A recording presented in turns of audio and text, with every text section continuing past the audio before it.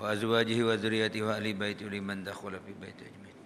كل شيء لله الأمر. الفاتحة. أعوذ بالله من الشيطان. بسم الله الرحمن الرحيم. الحمد لله رب العالمين الرحمن الرحيم مالك يوم الدين. إياك نعبد وإياك نستعين صراط المستقيم صراط الذين أنعمت عليهم.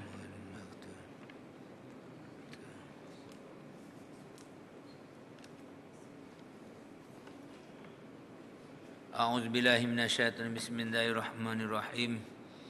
إن الحمد لله نحمده ونستعينه ونستهديه ونستغفره ونعوذ بالله من شرور أنفسنا ومن سيئات أعمالنا. من يهده الله فلا مضل له ومن يضلله فلا هادي له.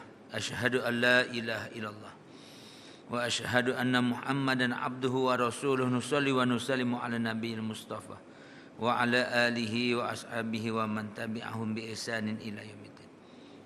رب اشرح لي صدري ويسر لي أمري واحلل عقدة من لساني يفقهوا قولي. سبحانك لا علم لنا إلا ما علمتنا إنك أنت العليم الحكيم. ولا حول ولا قوة إلا بالله. لا حول ولا قوة إلا بالله. لا حول ولا قوة إلا بالله. Amma ba'. Sidang jemaah bapak-bapak, ibu-ibu rahimakumullah. Assalamualaikum warahmatullahi taala wabarakatuh. Sambungan perbincangan kitab Penawar Bagi Hati muka surat 85. Pada kata dan ketahui oleh muka dan bahawasanya.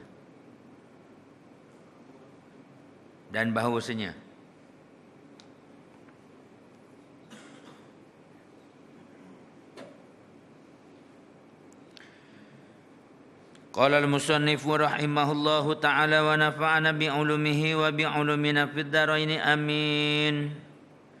Pada pertemuan yang lepas kita telah bincangkan bahawasanya ikhlas itu tiga peringkat, tiga pangkat. Sebagaimana Syekhul Islam Syekh Zakaria Al-Ansari dalam kitabnya Syarah Al-Qushairiyah menyebut, ada yang pertama bahawa mengerjakan oleh hamba akan amal ibadat semata-mata menjunjung perintah Allah. Ini ialah ikhlas yang paling tinggi. Jadi mengerjakan hamba akan amal ibadat semata-mata menjunjung perintah Allah dengan rasa kehambaan. Ya, rasa hamba kepada Allah. Tidak mengharapkan balasan, tidak mengharapkan pahala, tidak mengharapkan apa-apa. Hanya semata-mata rasa dirinya hamba, lalu dia taat perintah Allah Subhanahu wa taala. Ini peringkat yang paling tinggi. Yang kedua, ikhlas yang pertengahan, iaitu mengerjakan amal ibadat kerana menuntut pahala dan bimbang takut daripada azab Allah Subhanahu wa taala. Ini yang pertengahan. Dan peringkat yang ketiga, ikhlas yang lebih rendah, iaitu mengerjakan ibadat supaya nak memuliakan Allah Ta'ala kan di dalam dunia atau selamat daripada kebinasaan dunia. Sembahyang juga, tapi takut kalau tak sembahyang, sempit hidup di dunia, umur tak berkat. Memang itu janji daripada Allah. Tapi sembahyang tu kerana itu, kerana takut dapat bala, takut rugi, takut sempit kehidupan di dunia, umur tak berkat. Jadi sembahyang, takut tu, tapi takut rugi, binasa di dalam dunia. Itu yang paling rendah. Baik, InsyaAllah malam ni kita sambung perbincangan dan bahawasanya benar itu. Dan bahawasanya benar itu baginya 6 pangkat.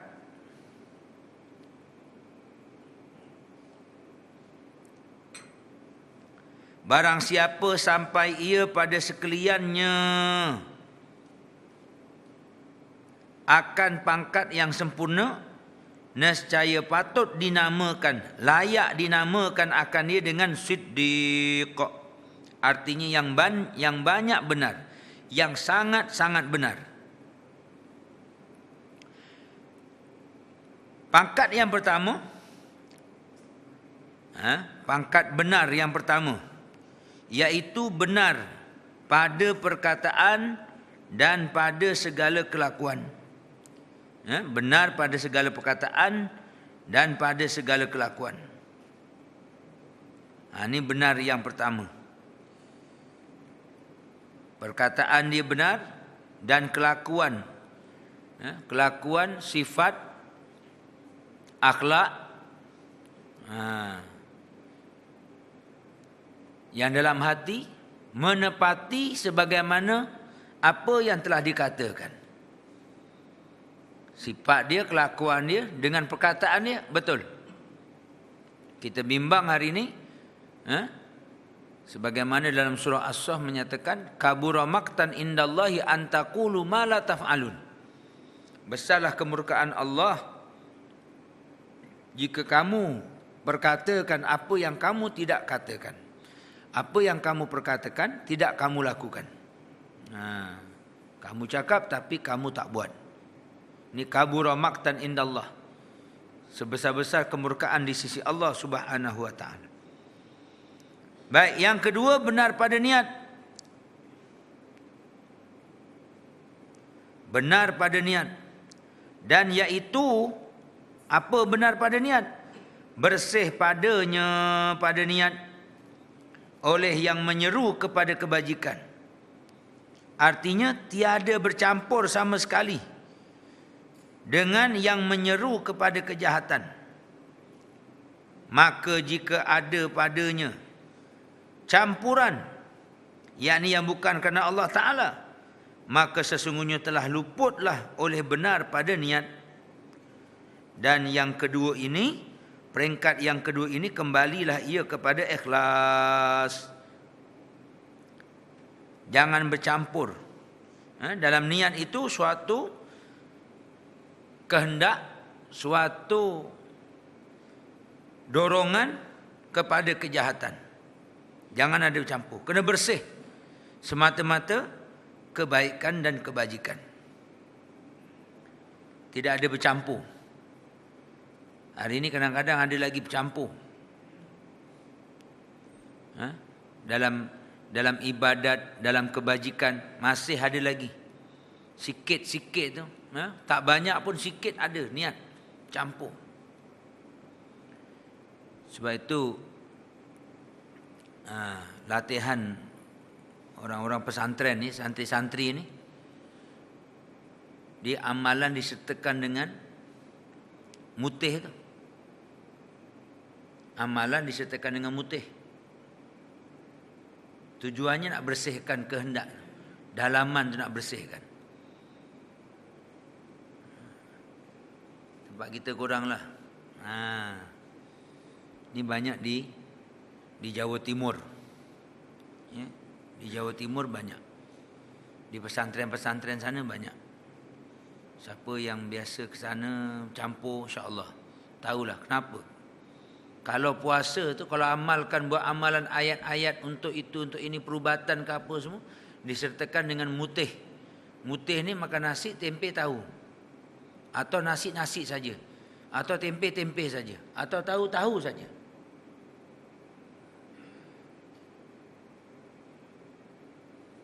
Ni orang sekarang sikit-sikit bid'ah. Memang tempe zaman Nabi tak ada. Bid'ah lagi. Tempe itu dah bid'ah. Makan tempe saja itu lagi bid'ah. Bid'ah saja ni. Bila kita bercampur dengan diorang, kenapa? Tanya, dekat dengan diorang, kenapa?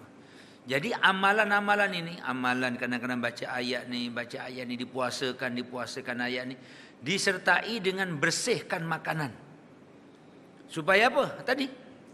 Supaya amalan itu tidak disertai dengan niat-niat yang ada bercampur dengan keduniaan.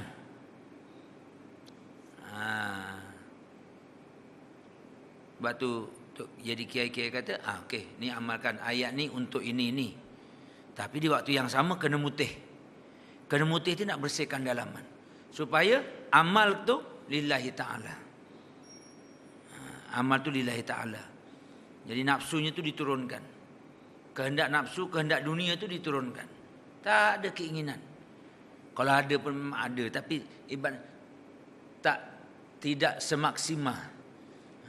Tidak ingin. Pasal saya dulu masa saya belajar pun pernah ada orang bagi amalan. Pegang batu jadi emas.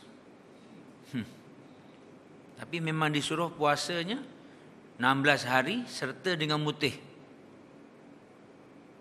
Jadi kalau tak mutih itu memang jadi kalau mutih itu dia ada latihan lawan.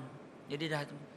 Tapi kuranglah 16 hari itu kurang mungkin. Dia kena 40 hari, 4 bulan ataupun puasa dululah. Puasa dulu barulah amal doa, baru jadi. Ini amal doa terus sekali dengan puasa terus, jadi masih tak boleh berdendam lagi lah. Sampai hari yang ke-16 tu, air macam-macam air depan ni, teringinnya tu kuat lagi lah. Tak boleh.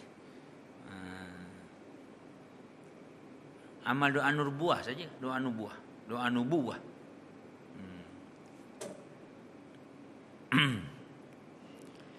Baik. Tapi orang tua dulu lagi banyak lah tu yang dia orang tua mutih dulu, puasa dulu. Puasa. Kalau tak puasa pun kata orang ngerawat. Mana makan nasi dengan tempe tahu je. Makan tu dulu. Masuk pondoknya makan tu je dulu. Daging-daging ni bukan haram, bukan diharamkan. Dia saja tak nak makan, dikurangkan daging-daging. Orang mengaji ni kena kurang. Sebab tu di Indonesia ni, ya maaflah sebut Indonesia ni, bab gini ni memang di sana dia agak maju, agak ke depan. Bab mengaji nampak terbuka ni, futuh ni. Istilahnya futuh. Mengaji dapat futuh. Terbuka.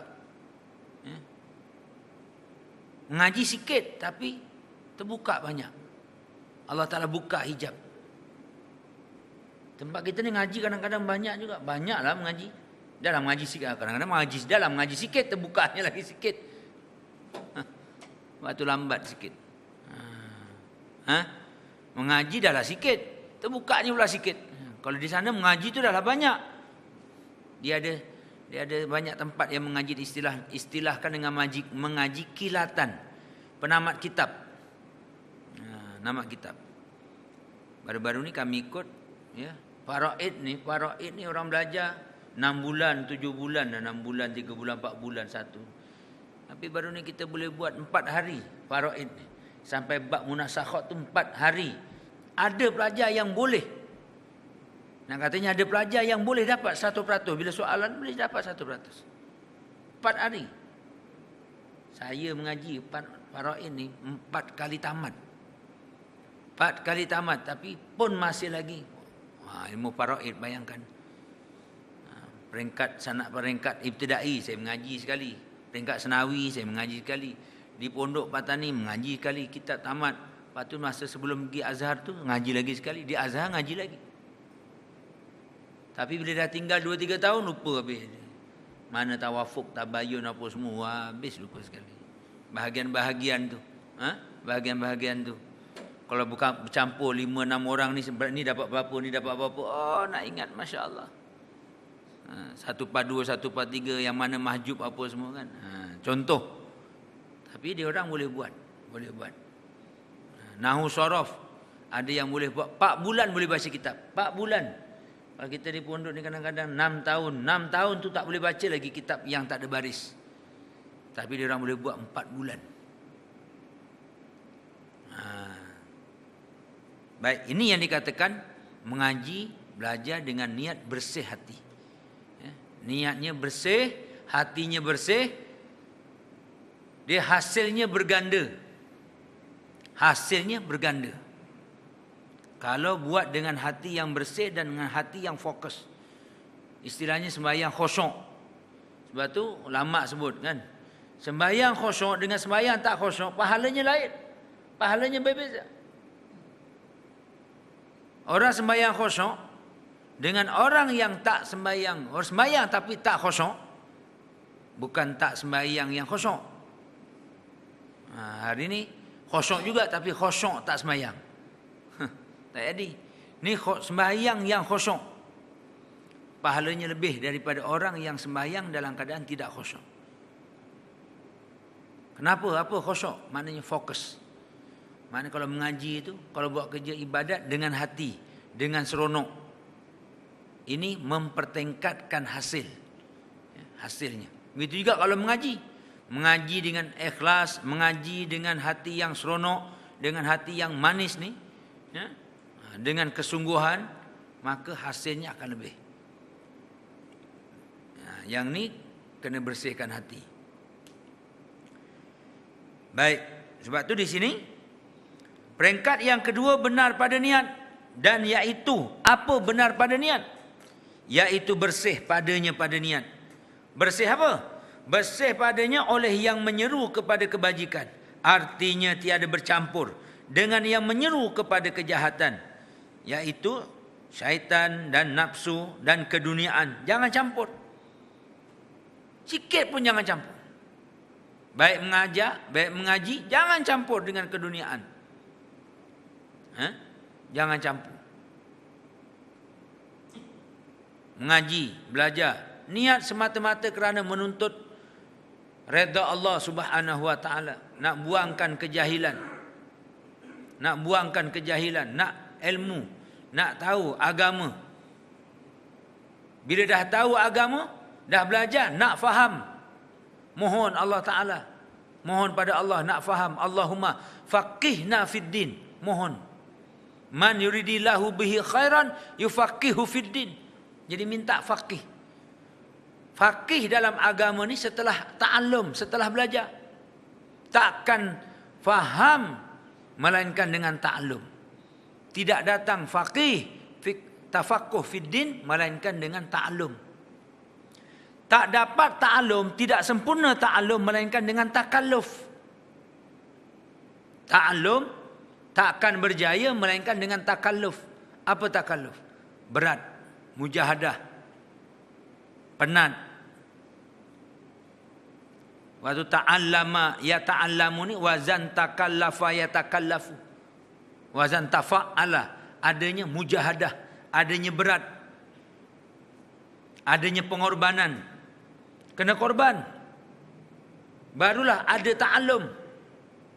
Kalau tak ada korban, bukan ta'allum. Itu dipanggil mustami' istama'a. Korban juga, tapi korban sekadar untuk mendengar, bukan korban untuk ta'allum. Untuk nak mengkaji, dia kena mengkaji ni, ya, kena menghafal, kena mengulang, kena hafal, kena mengulang, kena menguasai. Barulah dapat, setelah ta'allum, barulah dapat tafaqquh, faqih fiddin. Yang dijanjikan dengan kebaikan yang banyak, Nabi sebut, man yuridillahu bihi khairan yufaqihu fiddin. Kena faqih, baru dapat banyak kebajikan. Pasal bila dah faqih, dia faham, maka dia beramal dengan faham. Bila dia beramal dengan faham, maka dia tidak akan lari, dia tidak akan jemu, dia tidak akan putus asa, dia tidak akan kecewa dengan kesusahan. Pasal dia faqih, pasal dia faham. Hari ini banyak, dia beramal, dia tak faham. Bila susah, dia lari. Bila susah, dia berhenti daripada amalan dia, berhenti daripada kerja-kerja dia. Mengaji susah, dah malas, dah tak nak. Mengajar bila susah, dah tak nak. Pasal dia tidak faqih, tidak tafaqquh. Mana ada kerja agama yang mudah? Tidak ada. Sehingga Nabi sendiri buat kerja agama susah. Nabi payah, fakir, kena pinggir, kena pulau. Nabi itu. Sebab tu hari ni kalau buat kerja agama yang tak nak susah, tu dia tidak faqih, tidak faham. Baik. Jadi kena korban. Kena ada susah, kena ada payah. Kemudian bila ada payah, susah ni lah, itulah diuji. Kita akan diuji dengan yakin ke tak yakin. Barulah lahirnya manis dalam buat kebajikan. Baik mengajar, mengaji, dia ada manis. Kalau mengaji dapat manis, insya-Allah. Mengajar pun dapat manis. Bila mengajar dapat manis, kita beramal pun manis, kita berjuang atas apa yang kita tahu pun kita akan manis. Dan sehingga sanggup kita akan mempertahankan apa yang kita amalkan, yang kita sebarkan. Bukan kita sebarkan tu atas dasar yang dunia, bukan atas dasar keduniaan, tapi atas dasar lillahi ta'ala mardatillah. Semata-mata mencari redha daripada Allah Subhanahu wa ta'ala. Bila dah nak matlamat redha, tak kira orang suka ke tak suka, orang marah ke, orang benci ke, orang tolong ke tak tolong, pulang. Dia tidak mengharapkan pertolongan daripada orang lain. Dia tidak mengharapkan dorongan daripada orang lain. Dia tidak mengharapkan sokongan daripada orang lain. Orang setuju ke tak setuju, yang penting dia yakin. Jalan. Istiqamah, sabar. Itu baru dapat ikhlas. Baik. Yang ketiga, benar pada cita-cita, seperti mencita-cita oleh seorang atas bersedekah jika ada baginya harta. Dan cita-citanya itu terkadang dhaif, lagi taraddud. Apa taraddud? Berbelah bagi. Dan terkadang putus, yakni tetap dan jazam, lagi kuat. Maka cita-cita yang kuat, yang putus itulah dinamakan yang benar, yang kuat. Nak buat kebajikan, nak tu nak apa? Nak angan-angan ke, azam ke, atau cita-cita? Jadi yang dikatakan benar tu ialah yang putus, betul-betul nak buat. Himmatul mar'i, himmatul mar'i la yahjizuhu syai'un, kata hukama. Cita seseorang, tidak akan memutuskan, tidak akan mengganggu, tidak akan menghalang oleh suatu pun, bila ada cita-cita yang kuat. Kalau orang tu ada kehendak dia kuat, maka dia tidak akan menghalang, tidak akan terhalang dengan halangan, apa pun halangan. Besar ke halangan, kecil ke bagaimana ke halangan, tak akan mengganggu. Tapi kena kuatlah. Orang nak mengaji kena kuat. Orang nak berjuang agama kena kuat. Kena betul-betul kuat. Maka tidak akan terhalang, tidak akan ada perkara yang boleh menghalang daripada dia nak sampai kepada cita-cita dia. Sebab tu sini, cita-cita kena kuat dan kena putus. Tidak taraddud, tidak berbolak-balik, tidak goyah. Ni sekejap nak Islam, sekejap tak nak Islam. Sekejap nak hudud, sekejap tak nak hudud. Sekejap nak negara Islam, sekejap tak nak negara Islam. Tak mau. Cuma cara sebut tu mungkin. Pendekatan tu berbeza. Tapi niat, perlembagaan kena terang dan jelas. Terang. Kan? Cara mungkin. Pendekatan mungkin. Tapi dalam tetap tak berubah. Kita kena berjuang agama kena gitu. Kena ikhlas, terang, jelas. Baik, yang keempatnya benar pada menyempurnakan cita-citanya itu. Tadi cita-cita kena benar. Yang ni kena benar pada menyempurnakan cita-cita itu, dalam melaksanakan cita-cita itu. Dengan bahawa tiada menyalahi ia akan cita-citanya yang benar. Lagi kuat itu seperti firman Allah Subhanahu wa ta'ala. Minal mu'minina rijalun sadaqu ma ahadullah alaih wa minhum man qada nahbahu wa minhum man yantazir wa ma baddalu tabdila. Suratul Ahzab ayat yang ke-23. Allah Taala sebut. Ni. Jadi bukan sekadar cita-cita je. Kalau sebut mati di jalan Allah, asma amanina, cita-cita kita yang paling tinggi. Jangan disebut saja. Jangan dislogankan saja. Kena benarkan cita-cita tu. Kena laksanakan. Dan mereka-mereka yang telah melaksanakan janji mereka itu, Allah Ta'ala sebut dalam Quran, dalam suratul Ahzab ayat yang ke-23, minal mu'minina rijalun, di kalangan orang yang beriman itu, Rijal di sini ialah di kalangan orang yang beriman.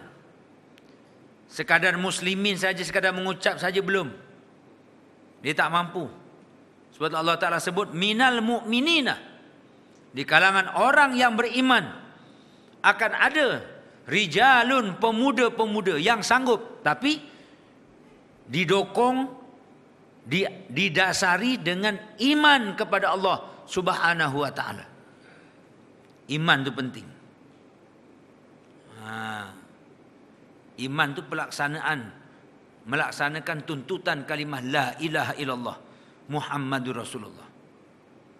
Siapa dia? Rijalun sadaku ma'ahadullah alaih. Pemuda-pemuda yang membenarkan. Artinya beberapa laki-laki pemuda yang benarlah oleh mereka itu, yang membenarlah oleh mereka itu akan barang yang menjanjikan mereka itu akan Allah Subhanahu wa Ta'ala atasnya. Apa yang telah mereka janjikan kepada Allah. Untuk mati di jalan Allah, untuk berkorban, untuk serahkan apa saja demi Allah Subhanahu wa Ta'ala. Jadi di antara mereka wa minhum man qada nahbahu, di kalangan mereka ada yang telah menyempurnakan janjinya, yang telah melaksanakan janjinya, iaitu gugur sebagai syuhada. Wa minhum man yantazir, dan setengah daripada mereka yang sedang menunggu-nunggu, menanti-nanti giliran. Wa ma baddalu tabdila, dan orang yang beriman itu tidak akan menukar ganti janjinya dengan Allah Subhanahu wa Ta'ala dengan sebarang pertukaran. Tak tukar, tak akan tertukar dengan tawaran-tawaran keduniaan, ya, tidak akan tertukar.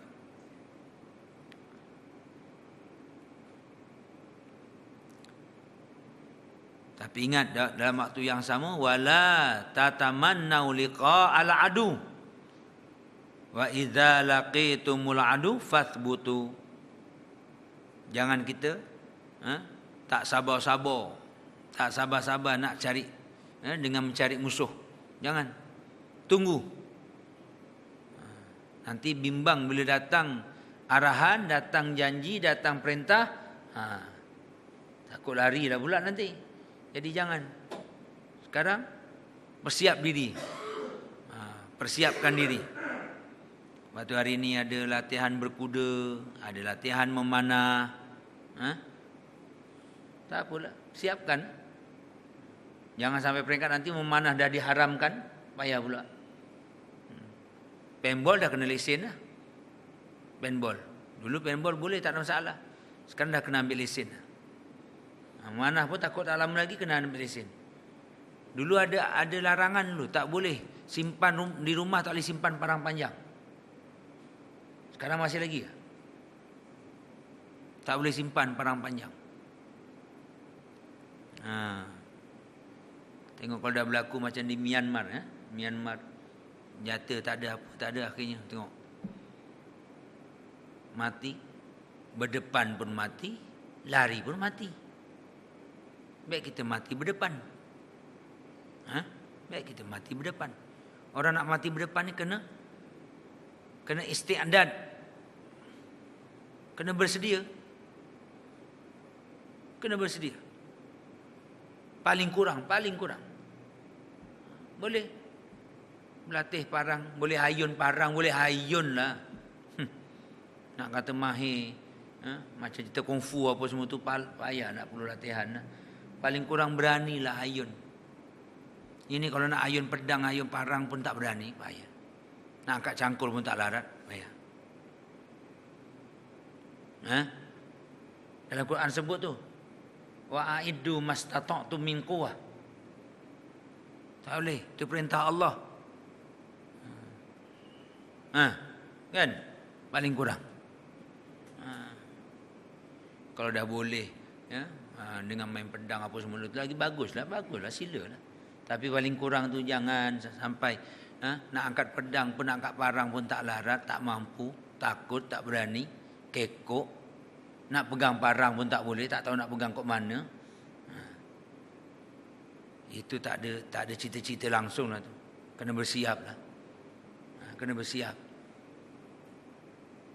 Saya masa duduk di Syria tu tak sangka Syria boleh buat macam tu. Apa yang berlaku pada hari ini tu? Dulu masa kami sana tu tahun 93, 97, aman. Tak sangkalah apa yang berlaku. Dia tengok amannya tu lebih aman daripada Malaysia. Malaysia ada juga apa tetap-tetap ni, kan? Ada. Tahu-tahu tergoleh tetap mati tepi jalan.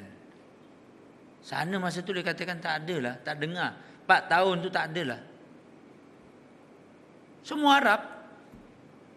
Satu bangsa saja. Walaupun ada Arab Kristian. Kita di Malaysia, bangsa saja berapa? Agama berapa? Fikir situ je lah, fikir situ je.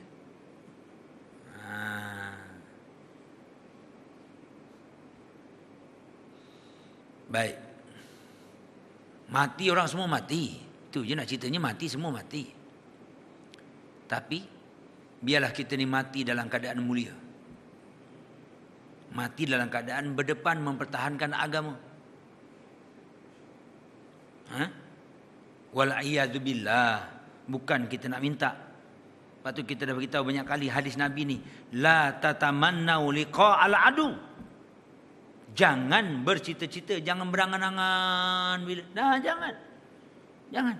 Dan jangan timbulkan.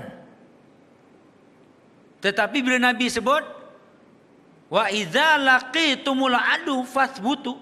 Nah ni. Kita nak fasbutu tu isbat. Jangan cari musuh. Tapi bila dah berdepan dengan musuh, kena tetap istiqamah. Jangan cari musuh. Tapi kalau musuh yang cari, tetap. Nak tetap ni, pertama sekali dalam iman kena ada. Iman kena ada.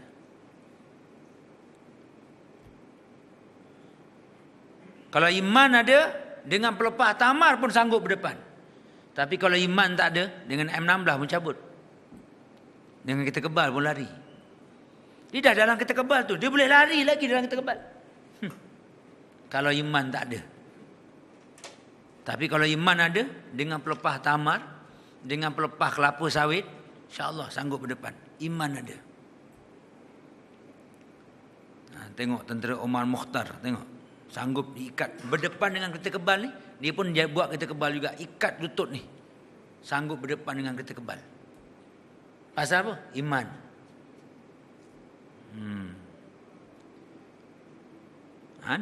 Termasuk tengok ni. Ini kitab tasawuf ni. Ini bukan kitab politik ni. Ini kitab tasawuf. Suruh apa? Suruh tetap. Baru betul-betul benar. Tunaikan janji dengan Allah Subhanahu Wa Taala. Kena benar. Bukan main-main, bukan berjanji saja tapi tak tunai. Tunaikan. Yang kita berjanji depan Allah, berjanji dalam sembahyang. Banyak kita janji dalam sembahyang. Dalam Fatihah, iyyaka na'budu wa iyyaka nasta'in. Iya ke? Betul-betul ke jadi hamba Allah? Sedangkan dalam tu niat, dalam Fatihah tu betul-betul iyyaka, hanya engkau ya Allah aku mengabdikan diri. Betul ke? Betul jadi hamba Allah? Ke masih jadi hamba nafsu? Ke masih jadi hamba dunia? Ke masih lagi jadi hamba makhluk? Betul hamba Allah. Kalau hamba Allah, okey, terang, jelas. Tetap istiqamah, sanggup. Ada kesanggupan. Wa iyyaka nasta'in, hanya kepada engkau lah kami memohon pertolongan.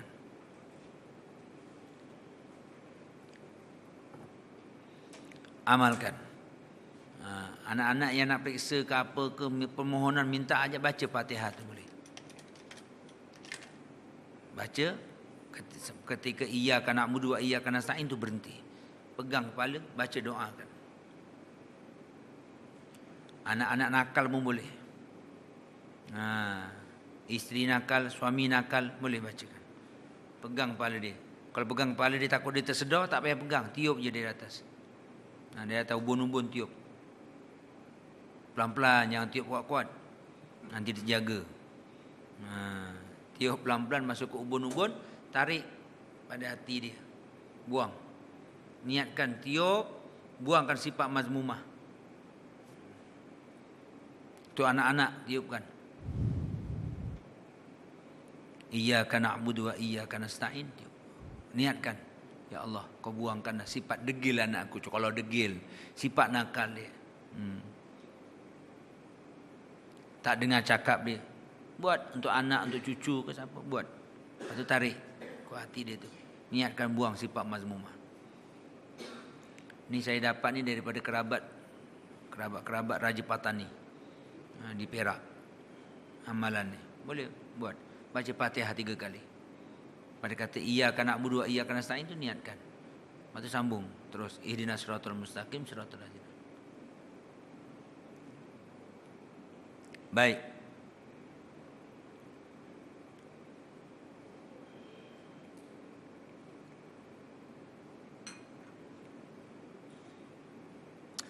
Yang kelimanya benar pada segala pekerjaan. Bagaimana?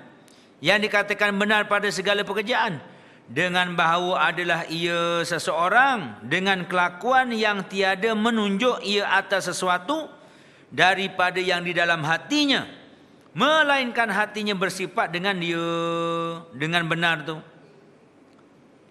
Jangan dalam hati lain, luar lain.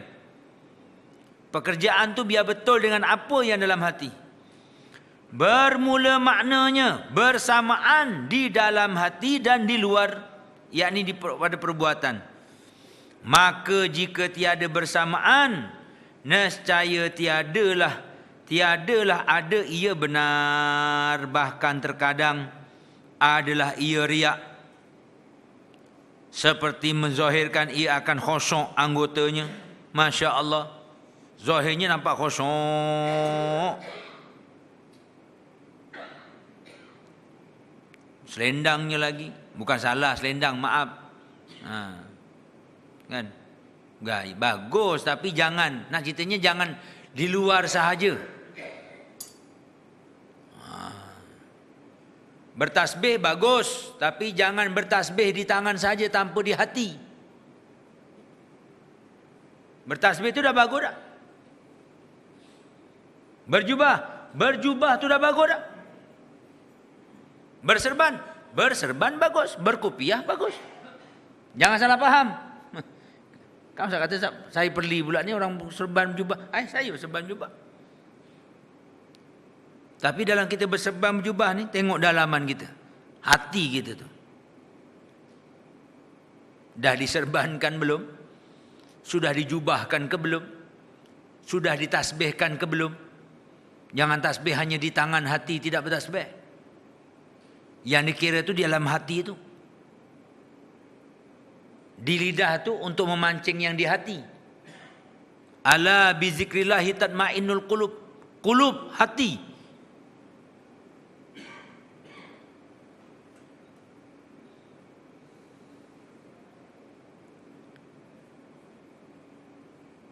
Pasal kalau luaran macam nampak orang ahli tasawuf, tetapi hati tidak bertasawuf. Lebih baik orang yang luarnya tidak ada ciri-ciri tasawuf, tetapi hatinya bertasawuf.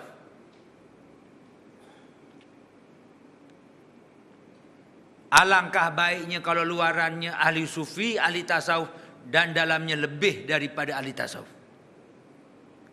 Itu alangkah baik.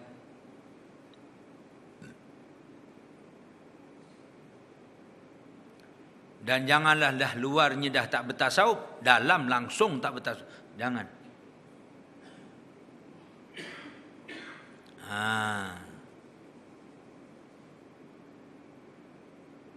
Tengok. Bahkan terkadang adalah ia riak. Apa riak?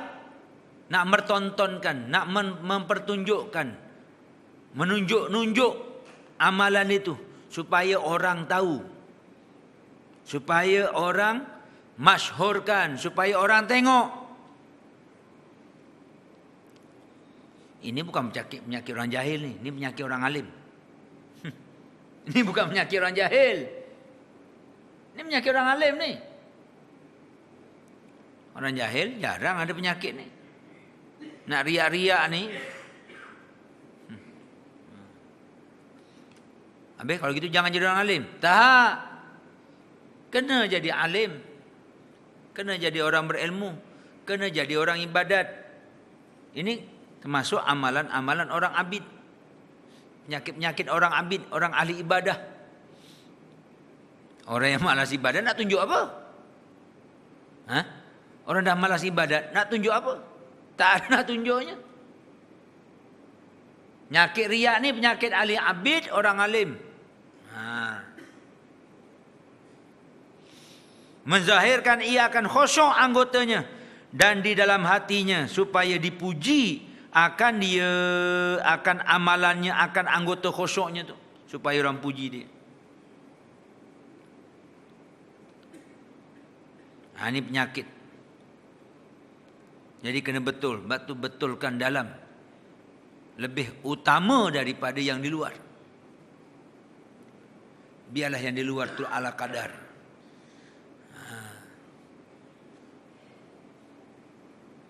Tetapi kita utamakan yang di dalam. Sebab itu bagi saya, untuk anak-anak saya di pondok, kita tak paksa. Kita tak paksa. Kau nak sentiasa berjubah berserban tu saya tak paksa. Paling kurang baju Melayu dengan kain pelikat. Paling kurang. Tu paling kurang tu. Elok berjubah. Tapi kita tak ada undang-undang yang memaksa pelajar mesti berjubah berserban tu, tak ada. Memang ada hari ini, ada hari ini yang wajibkan pelajar dia berserban, berjubah, bagus. Tapi bagi kami, kalaulah pelajar tu berserban berjubah, turun-turun curi selipar, serban berjubah, sembahyang orang ingat sembahyang duha, rupanya doa kunut. Kunut pukul 8. Sembahyang subuh pukul 8.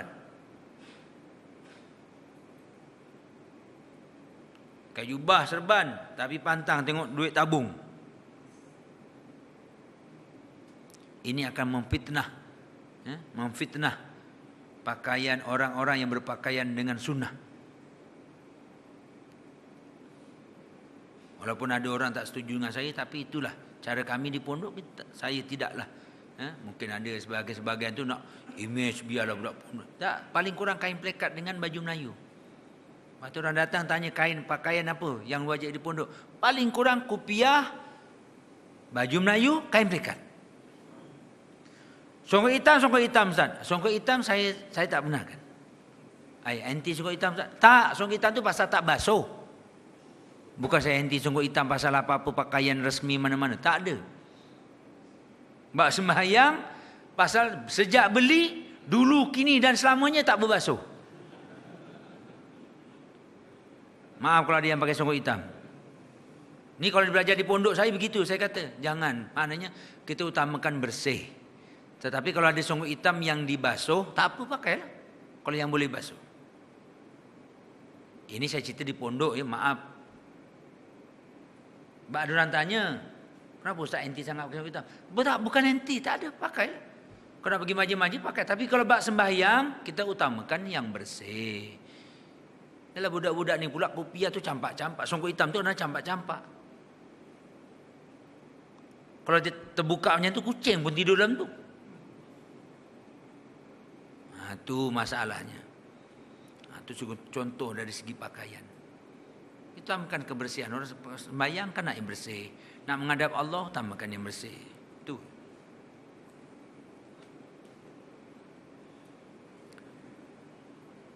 Kecuali hari ini ada pesen songkok hitam, dia ada kopiah warna hitam juga, tak ada masalah kalau kopiah warna hitam. Bukan masalah hitamnya tu. Masalahnya tu boleh basuh ke tak basuh. Tu je. Kalau kopiah hitam pun tak masalah kopiah hitam. Baik. Saya ada pakai kopiah tajam macam ni tapi yang warna hitam ada. Tak ada masalah. bukan warnanya itu, tidak. Baik. Gitu juga dengan perempuan. Dengan perempuan yang wajibnya itu utamakan. Yang wajib seluruh tubuh kecuali muka dan tapak tangan. Ada orang bertikai, kenapa pelajar-pelajar perempuannya tak berfudah? Saya kata biar dia berfudah tu biar dia faham. Jangan fudahnya pakai, kakinya buka.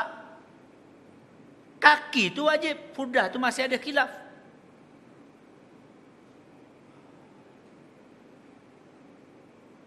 Saya pernah pergi Kemboja, duduk kat tangga. Sini tutup muka, tapi saya lah kain tu sampai ke lutut. Perempuan nampak lutut. Kok mana tu? Di Indonesia pun ada, pakai tudung tapi pakai skirt. Macam mana tu? Contoh. Tak faham. Jadi kita tak faham. Saya nak beritahu fudah dengan kaki lebih wajib. Wajib lagi kaki itu ditutup. Kalau pakai fudah tak pakai stokin, tak sempurna. Biar fudah tu setelah sempurna tangannya dengan kakinya. Ni tangan ni, tutup sini. Tutup pergelangan tangan ni. Jangan ya dah pakai stokin, pakai baju, jubah Madinah, jubah Mekah, kan? Bila angkat macam tu terbuka tangannya. Ni aurat.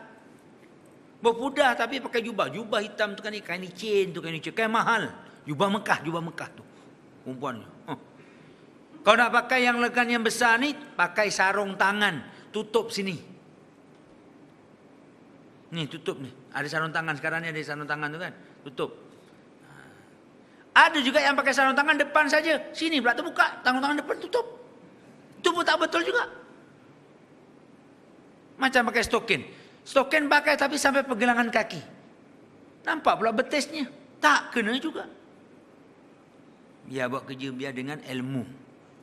Saya tak mau berlaku macam di tempat saya, di pondok saya pernah. Masa mengaji lepas isyak cantik, berfudah. Pukul 3 pagi, polis telefon. Ustaz kenal tak ni? Ada 3 orang pelajar perempuan ni. Ada kat balai polis sekarang. Saya pergi tengok. Astaghfirullahalazim. Yang seorang pakai cap, yang seorang pakai tudung mak nenek itu, pakai seluar jin koyak-koyak. Tadi lepas isyak pakai fudah, tutup. Pukul 3 lari. Polis tangkap. Habis terbuka. Apa punya pesen? Yang seorang dah lepas sekali tudung. Tadi pun fudah. Tadi pakai cap tu, lepas tudung. Dengar. Astagfirullahaladzim. Sampai saya pun tak percaya. Ni ke anak murid pondok ni? Astagfirullahaladzim. Baik. Biar kita daripada hati buat sikit keluar amalan tu. Jangan jadi fitnah. Ya, jangan jadi fitnah. Hari ni yang banyak jadi fitnah macam ni. Bila gaya ulama, alhamdulillah baguslah gaya ulama tu, tapi biar betul lah ilmu tu di dada tu cukup. Jangan ya pakaian ya dengan panggilan hari ni. Ada hari ni pangkat-pangkat ustaz je tapi orang panggil syekh, masya-Allah. Tak ada kena mengena mana-mana ni. Saya takut. Syekh ada depannya, Syekh Al-Ustaz Al-Fadil Al-Syekh.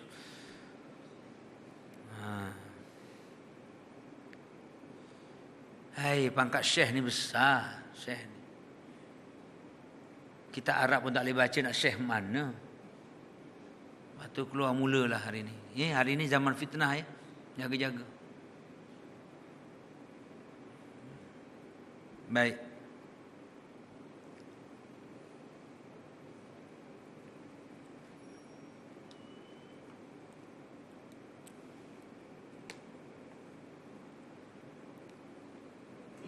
Lepas tu mengajilah. Banyakkan mengajilah. Hidupkan majlis ilmu. Kuasailah ilmu. Terutama ilmu-ilmu turas ni, kitab-kitab turas. Ni sumber yang sahih. Kitab-kitab muktabar. Hari ni banyak keluar kitab-kitab. Macam-macam kitab ada. Macam-macam. Semua orang buat kitab. Ambil kitab-kitab yang dulu yang lebih, yang muktabar, yang jelas. Kitab Imam Nawawi, Imam Syafi'i, ni imam-imam muktabar. Ni Imam Nawawi sehingga ya, seorang kiai sebut Imam Nawawi ni dia kahwin dengan ilmu. Sehingga lahir anak dia kitab-kitab yang berkekalan sampai sekarang. Ha tu. Imam Nawawi ni dia tumpu pada ilmu sehingga tak sanggup nak kahwin. Bukan dia tolak, dia tak sanggup nak kahwin. Kita hari ni tumpu ilmu tapi kahwin, wow.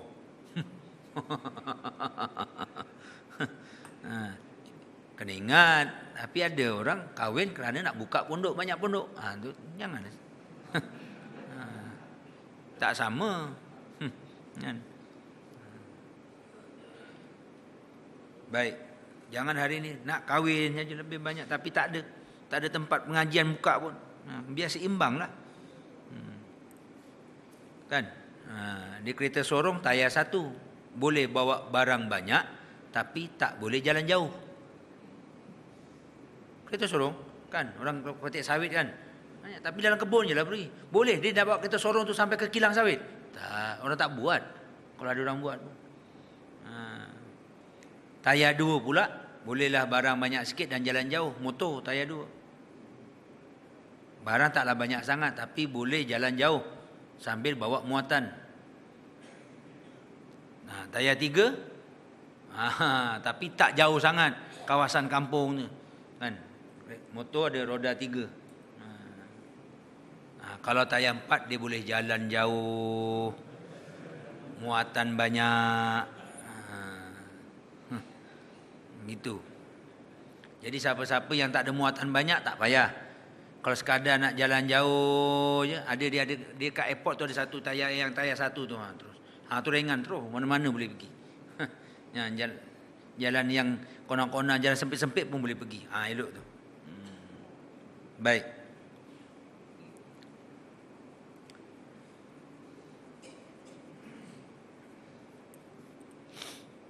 Yang keenamnya, benar pada segala amal yang batin seperti khauf dan sabar dan tawakal.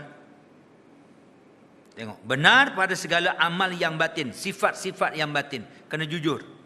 Seperti khauf dan sabar dan tawakal, yaitu bahawa mengetahui ia akan makna khauf dan rojak dan sabar dan syukur dan tawakal dan lainnya, serta merasai ia akan sekaliannya di dalam hatinya. Benar pada segala amal yang batin, jujur pada segala amal yang batin. Betul ke dalam hati itu dah ada khauf, rojak, sabar, syukur? Ada sabar, ada takut, bimbang. Khauf ni bimbang, khosyah takut pada Allah, khauf ni bimbang, sentiasa bimbang dalam hati. Aku ni lepas ke tak, lepas ke tak, lepas ke tak. Menurut ulama, selagi kaki itu tak lepas meniti siratul mustaqim, tidak ada merasa aman. Tidak ada perasaan aman selagi tak meniti siratul mustaqim, tak lepas lagi meniti siratul mustaqim. Dah lepas tu barulah. Kalau sekarang ni jangan. Walaupun dah mengaji di surau, mengaji dah duduk dalam pondok, bagus dah tu. Tapi jangan merasa aman. Jangan rasa dah selamat dah selamat dah nak ngaji kitab. Kitab besar dah mengaji dia. Syiarus Salikin. Syiarus Salikin. Kitab tasawuf, masya-Allah. Minhajul Abidin. Ihya Ulumuddin, sebut kitab. Dalam kitab tasawuf sebut, jangankan mengaji, menghafal 1000 kitab sekalipun. Menghafal 1000 kitab sekalipun, belum boleh nak rasa aman dalam hati. Ini baru ngaji tak sampai 1000 kitab. Jauh lah, 100 kitab pun tak sampai. Nak lepas 10 kitab pun tak tahu. Baru mengaji, itu menadah je baru. Belum boleh baca lagi.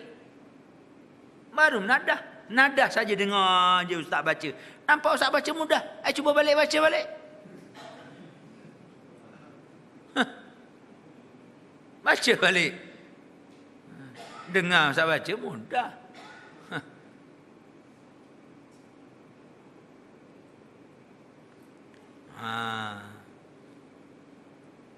baru baca, belum masuk lagi dalam hati, belum yakin lagi, belum faham lagi, jauh lagi, Masya Allah.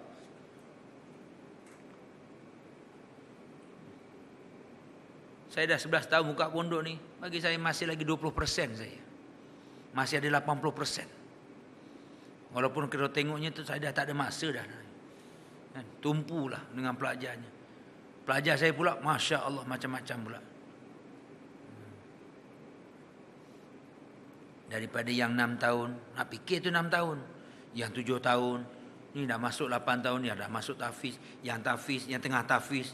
Lepas tahfiz nak ke mana? Yang dah dipulihkan, nak ke mana? Yang dah dipulihkan tu. Dah boleh mengaji, okey. Kitab mana dah mengaji. Lepas mengaji tu, ke mana lagi, nak ke mana lagi. Oh, Masya Allah. Semua tu kena fikir. Semua nak naik tu, semua nak maju. Dari yang 5 tahun tu, kena fikir 5 tahun. Kemudian datang pula yang dewasa. Umur 40 tahun, tak tahu apa-apa. Fikir juga. Alhamdulillah, ada kelas, tak apa, boleh. Alhamdulillah. Cuba juga buat kelas untuk dia orang. Hari ni ada pula yang cacat, Masya Allah. Payah pula saya fikir. Yang cacat. Kabur. Kalau baca begitu.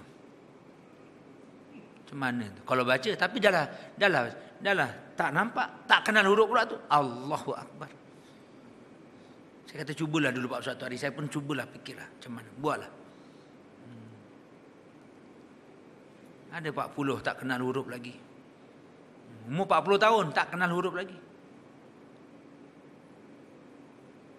Yang remaja-remaja ni Masya Allah lah. Macam-macam lah.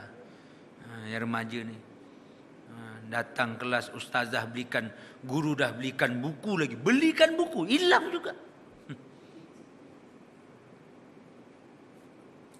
Fikir betul. Dia kat luar memang kaki ponting, tak suka masuk kelas. Orang masuk kelas nak lulus. Ini kita masuk kelas nak bagi naik kelas, dia tak nak. Dia masuk kelas, masuk ujian tu tak bagi lulus. Pelik. Jawab tu biar tak bagi lulus. Kalau lulus dia kata nanti naik kelas, jadi banyak belajar. Tak nak.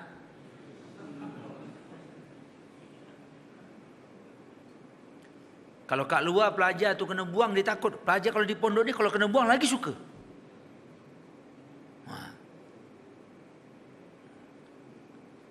Tak pening kepala. Istilah nak gantung pelajar, tak adalah di pondok nak gantung-gantung pelajar. Kalau di luar tu gantung pelajar, wah kecoh, malu kan. Kat luar sekolah kena gantung. Kalau kat pondok kena gantung, merdeka dia. Budak-budak. Sebab tu tak ada, style gantung tak ada. Paintball ada. Paintball ada. Kalau selagi kau sanggup, sila. Ni seorang tak hukum lagi. 50 rotan. Tak hukum lagi ni. Bawa masuk arak dalam pondok. Mu'alab. Nak macam mana nak kata? Macam mana mu'alab? Payah nak tinggal. Arak ni payah tinggal. Pasal dia di Sabah dulu tokek arak. Dia tokek buat tuak. Saya pernah cerita dulu. Tokek tuak. Dia buat daripada nenas tu, buat tuak, tak payah dipotong nenas, masih di pokok lagi tu dia dah boleh buat tuak dah. Siap. Siap-siap potong tu, siap fresh. Arak fresh. Tuak fresh. Siap jadi dia punya buah dia tu jadi dia punya teko dia. Tapi saya tak belajar lah, dia tunjuk je. Dia tunjuk je. Jadi bila dipotong tu dah siap minum dah tu, dah boleh dah. Tuak tu dah siap dengan nak kata special hebatnya tu dibuat. Tak tahu macam mana dia punya ramuan itu. Ini kali ke-6 buat surat minta mohon kali ke-6 masuk pondok balik. Kali ke-6. Saya kata boleh nak masuk balik, kau standby 50 rotan. Sanggup? Sanggup. Sanggup sila. 50 rotan. 30 rotan kerana bawa masuk arak. 15 rotan kerana melayan arak di luar. 5 rotan kerana keluar tanpa kebenaran. Dia keluar tu lari. Pasal tak sanggup duduk pondok, dia lari. Dia lari kat luar, dia kena rompak, dia kena ragut, apa semua. Tidur kat sembas. Telefon saya, minta balik nak masuk. Sila. 50 rotan. Saya tanya berapa 50 rotan ni berapa majlis? Dia kata Ustaz bagi 3 majlis. Mana mula-mula 20 rotan, lepas tu 15 rotan, lepas tu 15 rotan. Okey, sanggup? Sanggup. Masuk. umur 46. Alif bata tak sampai ya lagi. Ni. Hari itu masuk yang pertama, alif bata sampai zal. Keluar balik, habis balik layan Arab, balik-balik, dah alif bata dah tak ingat. Tulisan cantik, pasal dia tulis Kalingan Rumi. Tulisan cantik. Ya, belum tamat-tamat lagi. Ya, belum tamat lagi. Berapa tahun dah tu? 6 kali masuk.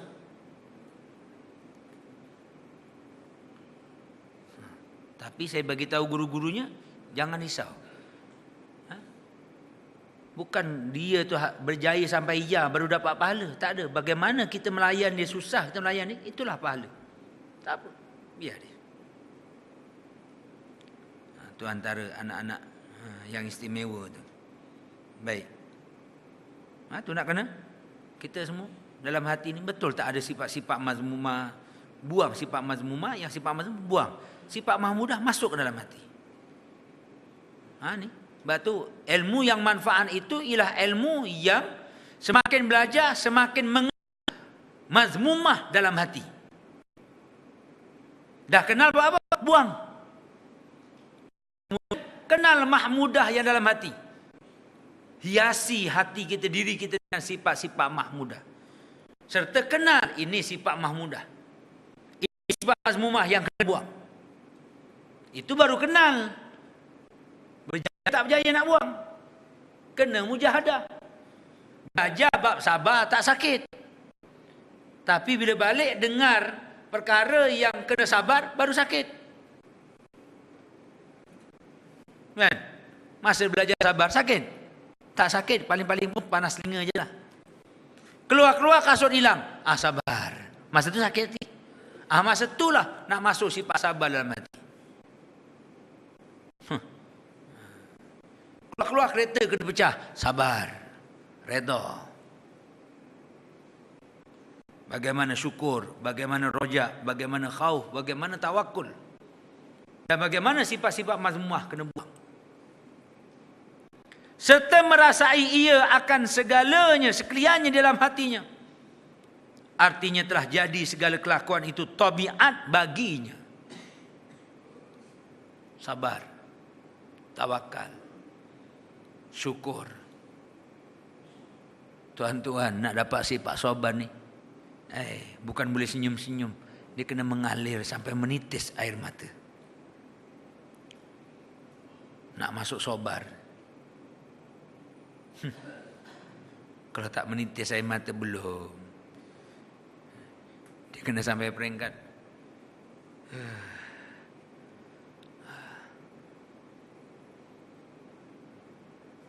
Nak balas macam mana, tak balas macam mana.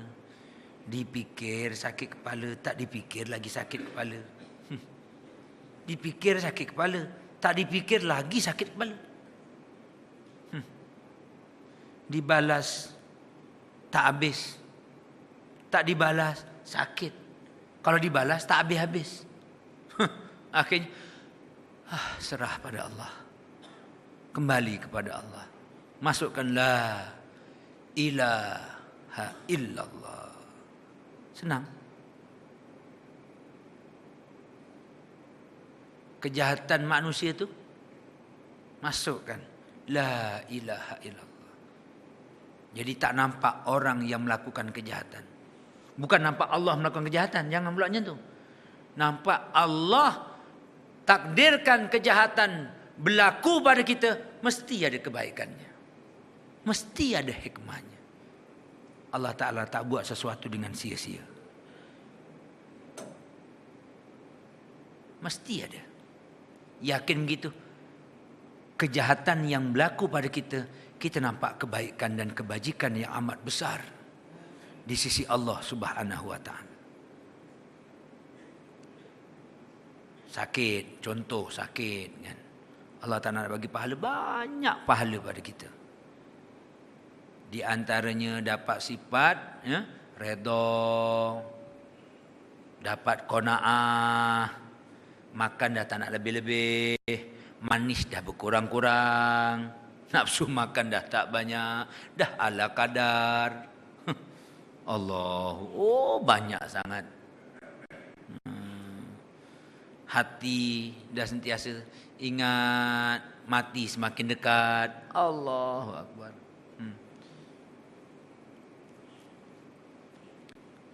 Kalau kembalikan kepada Allah, melihat Allah dengan mata hati, maka dia akan lihat sebarang semua kejahatan ataupun apa sahaja perkara yang tak sesuai dengan nafsunya merupakan kebaikan kepada dia.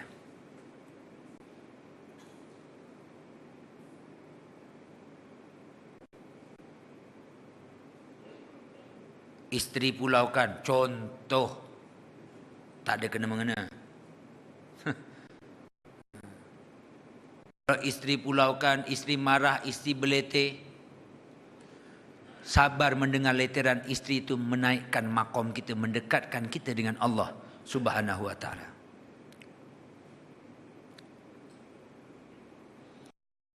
Disebabkan dia sabar dengan leteran istrinya, sehingga dia ke peringkat wali Allah Subhanahu wa taala, dekat dengan Allah sampai peringkat menjadi kekasih Allah. Lari sehingga tak jadi lari, balik pula rindu dengan leteran istrinya. Pasal rupa-rupanya leteran istrinya itu mendekatkan dirinya dengan Allah Subhanahu wa taala. Rupa-rupanya istrinya pun wali Allah. Istrinya kata, aku belete itu pasal nak naikkan makom abang lah di sisi Allah Ta'ala. Oh begitu ke? Oh. Istrinya pun wali Allah. Dia tahu dengan dia belete itu suaminya sabar dan suami akan dekat dengan Allah Subhanahu wa taala. Itu kalau seorang.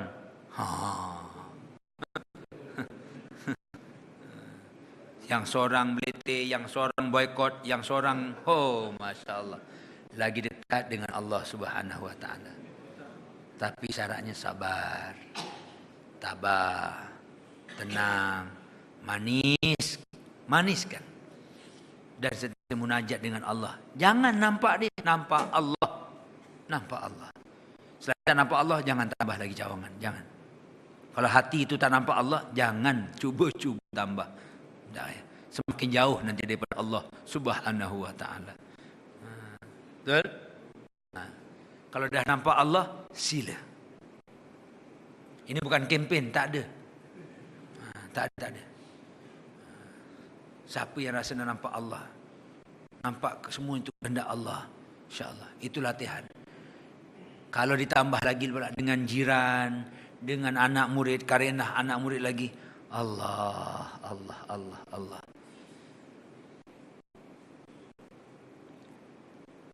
Bila ditanya, ya, orang ni ditanya, tanya 500 tahun lalu, macam mana kau boleh dekat dengan Allah? Dia kata, rasa sembahyang sunat tak banyak, baca Quran pun tak banyak. Dicek rupanya, sabar karenah isteri. Sabar dengan karenah. Sabar ya bukan dayus. Dayus lain. Sabar, terima. Dalam keadaan terus istiqamah, didik isteri, terus didik isteri. Dia kunci pintu, masuk ke tingkap.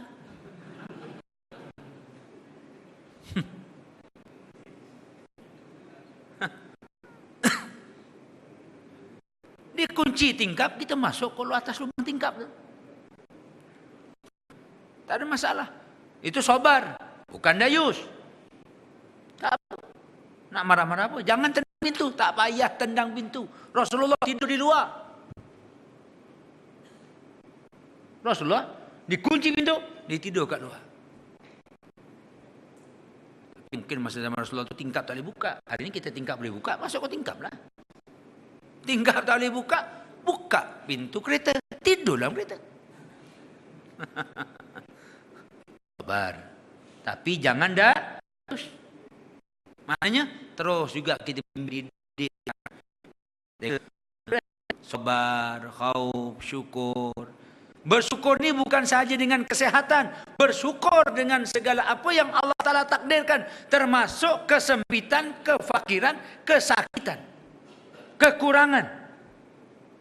Kurang pun syukur, apatah lagi dengan kesehatan.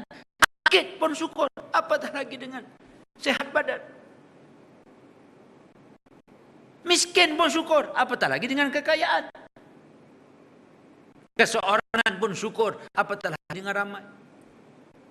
Syukur pada Allah Subhanahu wa taala. Habis.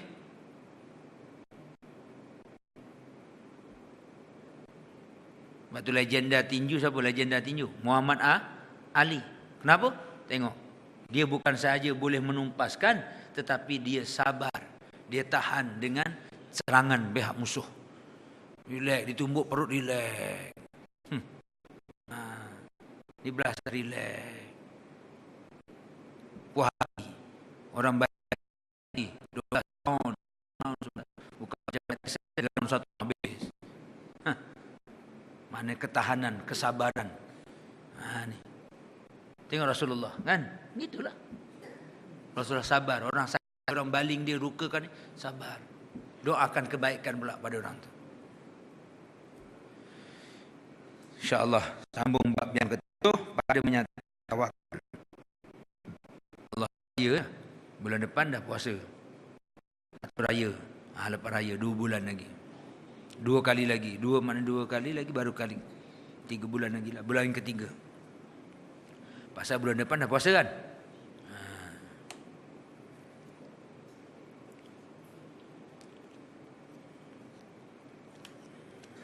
Saya kalau minta untuk saya ni, cakap untuk saya malu. Tapi ni cakap untuk kebajikan. Jadi siapa-siapa yang ada bulan puasa ni, zakat ya.